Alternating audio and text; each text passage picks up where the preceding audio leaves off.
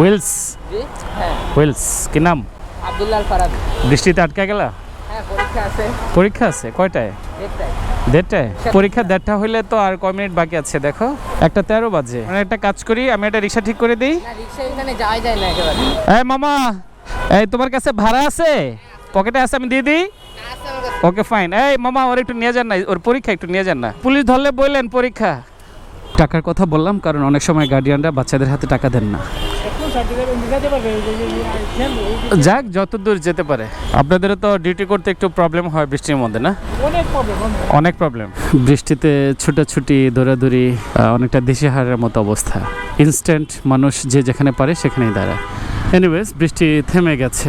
বলা যায় 10-15 মিনিটের এক পশলা বৃষ্টি। ভিজে গেছে কিছুটা, বাট এটা বাতাসে শুকা যাবে। বৃষ্টি স্নাত শহরে আপনাদের চলাচল নিরাপদ হোক। আপনারা যে যেখানে আছেন, যে অবস্থা আছেন, প্রত্যেকের জন্য অনেক অনেক শুভকামনা রইল।